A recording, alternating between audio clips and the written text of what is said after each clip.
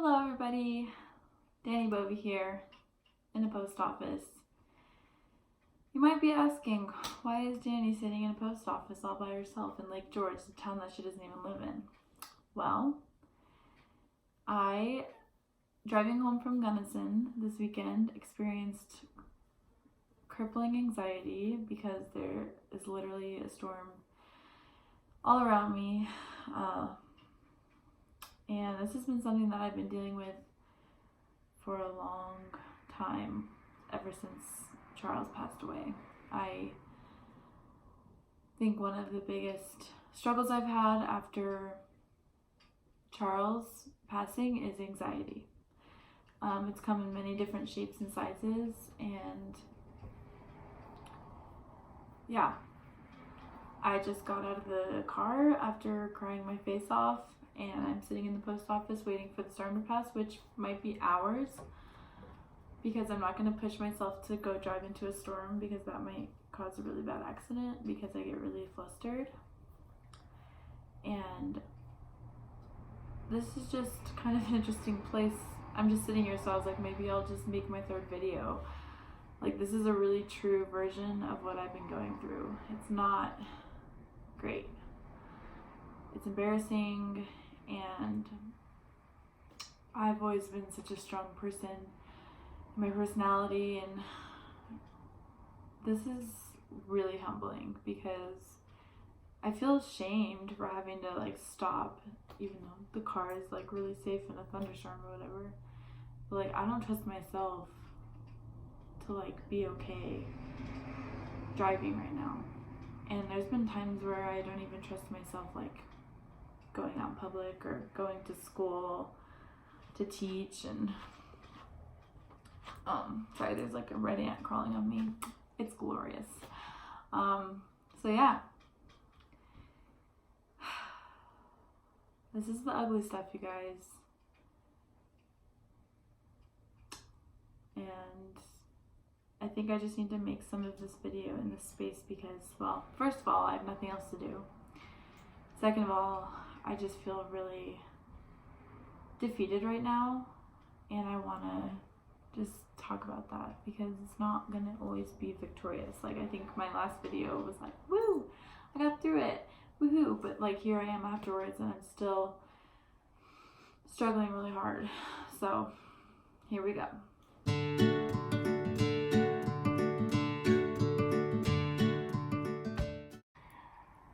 So I think anxiety is something that people experience so differently. It kind of depends on the person. It's kind of like a gamble sometimes. So some of the most common symptoms that I experience would be a heaviness on my neck, to the point where I can't even lift my own head. So I'm sure people maybe have seen me do this a lot, or when I would teach I would be like this, and it's I just had to. It was so interesting, so much emotion, so much trauma. I don't know why it was just landed, and I think it was that spirit of death that landed upon me, just so heavy, on the back of my head. That has really diminished over time after I prayed over it. Thank God, because it was so debilitating. Now what happens is just more anxious thoughts, visualizing every which way I could possibly die, or visualizing Nick dying, or it's just really bad thoughts that get me going. And then just my heart starts beating fast, my palms get really sweaty. One of the really bad episodes, I would say, was a panic attack, and my right here went completely numb because I just was freaking out, and then I thought I was having a stroke because my face was numb, and then it got worse, and then I couldn't calm down, and I think that's what panic is. It just keeps escalating, and it was my first one, so I didn't really know what was happening, and it was quite honestly so terrifying. And I get home, and Nick led me through some meditation, and we just laid down, and I tried to go to sleep, and it just your heart is just so anxious. Like, you cannot relax. It sucks. So today on the drive home, I was experiencing like shortness of breath, heartbeat really fast. My palms were so sweaty I could like barely grab the steering wheel, and just like felt like it was never gonna release. Like, it's just so, when you're in it, it's hard. When it passes, you're like, okay, that passed.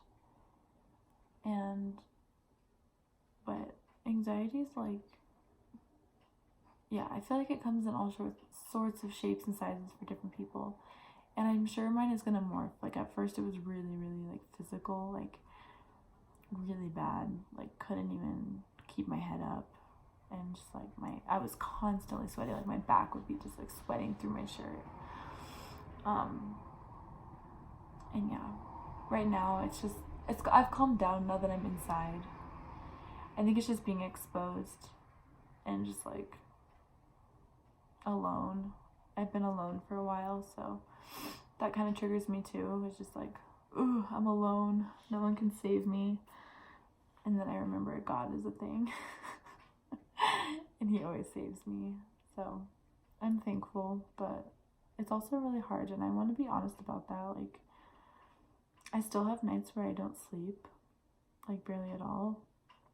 And yeah, so I'm still going through it. And that's been a huge part of my grief journey. It's just like dealing with the shame of like not being functional physically and emotionally and mentally, and then kind of feeling like I'm going crazy. Like, nobody can trust me anymore because I don't know what each day is going to bring. Like, one day I'll be fine, and the next something will happen and I'll just go into this really weird place and I'm not myself. I don't feel like myself when I'm in anxiety. So some of the methods that have really gotten me through really bad times of like dysfunctionality would be meditation, focusing. Actually, you know how meditation, they say to focus on your breath, focus on the respiratory, get grounded there. That actually freaked me out. For some reason, when I focused on my breath and my heartbeat, I just started to feel like it was going way too fast, or it was just abnormal. Like, it wasn't, yeah. And so it would actually make it worse. And then I came across this meditation where you focus on your feet. And that helped me so much. Like, focus on your hands and your feet. And it got my mind away from my heart, because my heart like would beat really fast. So it freaked me out. So just meditation, prayer, definitely.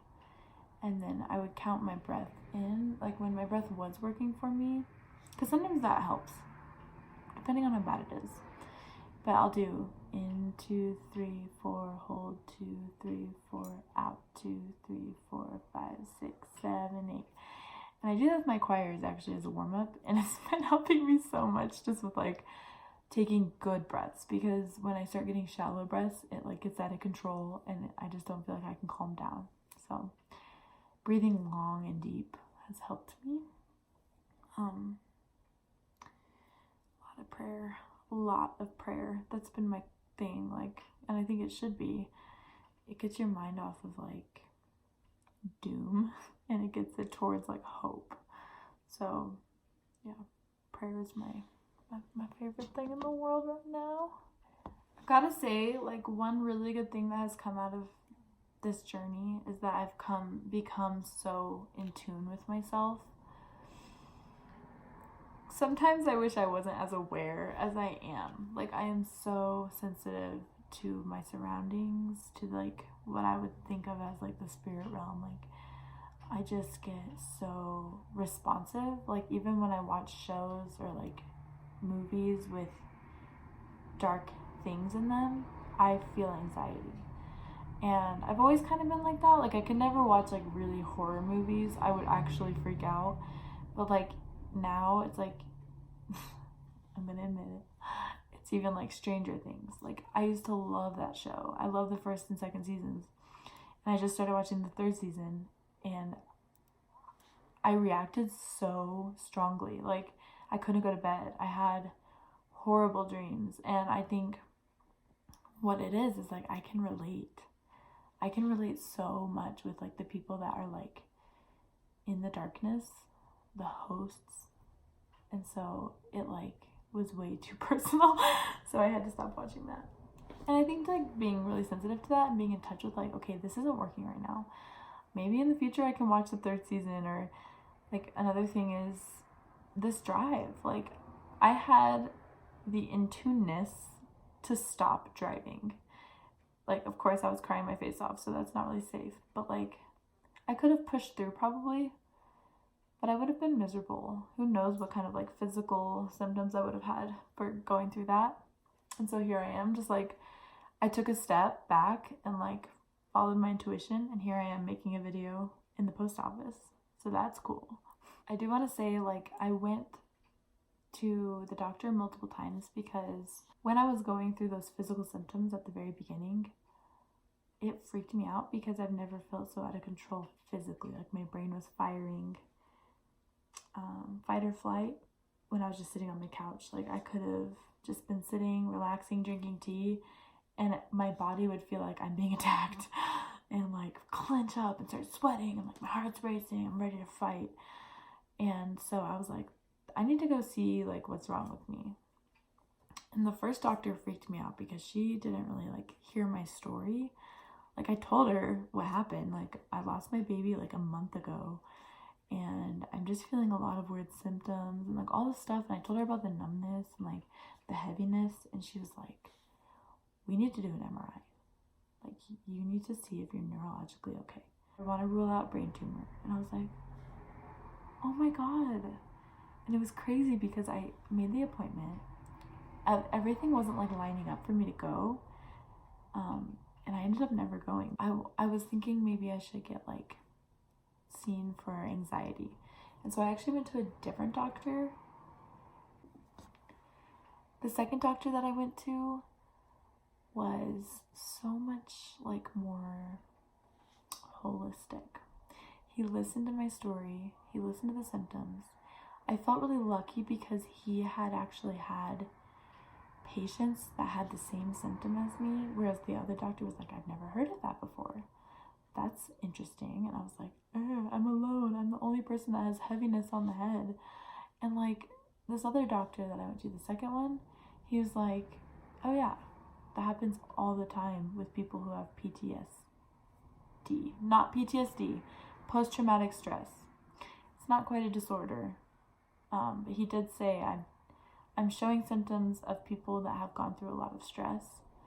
And so basically he just diagnosed me right there with PTS, post-traumatic stress, and said, this is normal. Like, your body, like every time there's a hormonal change in my body, something happens that's anxiety related physically. And I think it has to do with going into labor really suddenly and feeling out of control and just the trauma that came with that.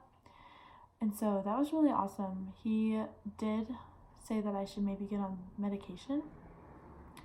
So he prescribed me like a really low dose of, I don't even remember the name, like a daily medication that you take to like equal the balance of your brain, because like the brain chemicals, because sometimes your brain just like fires fight or flight constantly, and it gets out of control, and you just feel so tired because you feel like you're fighting for no reason. And so he gave me those, and then he gave me this other medication that's like a panic medication in case something happens where I'm like escalating out of control. It's more like Benadryl. It's not like a crazy medication, but it just kind of calms the body down. And it's actually interesting because I picked those prescriptions up and I prayed about it, because that's a year. The daily one is a year-long commitment to take that. And so I just prayed about it, and I just didn't feel the okay to go with that yet. I'm not putting it out of options. But for now, I have not taken it, and I have the panic medication with me at all times just in case, but I've never had to use it. So it's like something about knowing I have it has really helped me, even though I haven't taken it, because I had this really, it's not like stubbornness, but I just felt hope that I didn't need it. And I'm not saying that's for everyone. You do you, like seriously. And I'm still keeping it on my options. And I have it if I need, but that was kind of interesting. That was like a weird thing that happened. So the doctor has helped me a lot, just kind of calm down like I'm having a stroke, I'm having a heart attack, I'm dying. Now I'm just like, it's anxiety. My foot's numb, my face is numb, I'm sweating like crazy. It's anxiety. And usually it passes pretty quick if I am really focused on helping it with prayer and meditation. Yeah, it's been crazy. I never thought I would have to like do all this. So yes, anxiety has become a part of my life. But one thing that I have really tried to now do, because what I used to say, my anxiety this, my anxiety came, my blah, blah. So instead of owning it like that, like saying it's my anxiety, now I just say I am experiencing anxiety. Anxiety has been put upon me from the outside. So instead of, because like it literally does, like it feels like it just drops on me like a brick almost. Sometimes it literally feels like the heaviness of a brick. And so I think changing my mindset is really helped me. Just instead of being like, it's from me, I'm the cause of this, like it's always gonna be with me. It kind of makes me feel like there's no hope to move on from this. And who knows, like I don't know what the future holds, but I think it is progressing because I'm going to therapy, I'm going to doctors, I'm doing meditation, I'm praying, I have my communities, like I'm doing things to help myself. I could see if I didn't do all that, how it could just get really, really hard.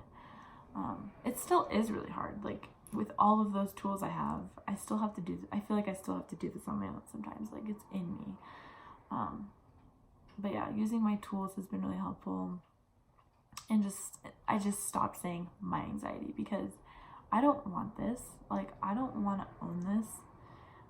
I just am accepting that it's part of my journey, and it's going to be a really powerful part of my journey in the future when I look back and be like, well, I went through that, and that was really hard.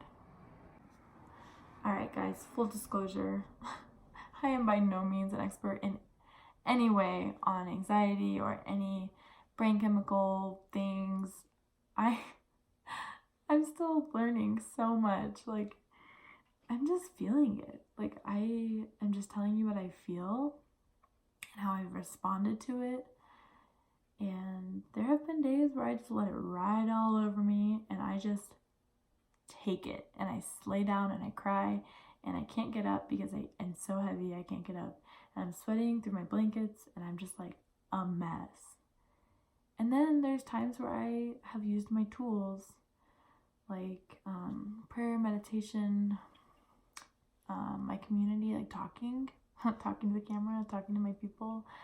And I go to therapy and that has really helped me. And yeah, so like I'm not trying to say like I'm doing such a good job.